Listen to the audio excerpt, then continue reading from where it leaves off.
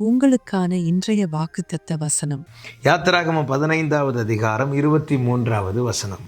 அவர்கள் மாராவிலே வந்தபோது மாராவின் தண்ணீர் கசப்பாய் இருந்ததினால் அதை குடிக்க அவர்களுக்கு கூடாதிருந்தது. அதனால் அவ்விடத்திற்கு மாறா என்று பெயரிடப்பட்டது.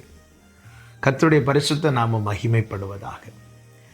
இஸ்ரவேல் ஜனங்கள் எகிப்திலிருந்து மீட்கப்பட்டு சிவந்த சமுத்திரத்தை கடந்து 3 நாட்கள் வனாந்தரத்தில், சூர் வனாந்தரத்தில் தண்ணீர் கிடையாமல் நடந்து அதன் பிறகு மாராவினிடத்தில் வருகிறார்கள். 3 நாட்கள் ஒரு சொட்டு தண்ணி கூட அவங்களுக்கு கிடைக்கல. 3 நாட்கள் சூர் வனாந்தரத்தை கடந்து மாராவினிடத்தில் வந்தபோது இங்கே தண்ணீர் இருப்பதை பார்க்கிறார்கள். 3 நாள் தண்ணீர் கிடைக்காதவங்களுக்கு தண்ணீரை கண்டால் எவ்வளவு சந்தோஷமாக இருக்கும்.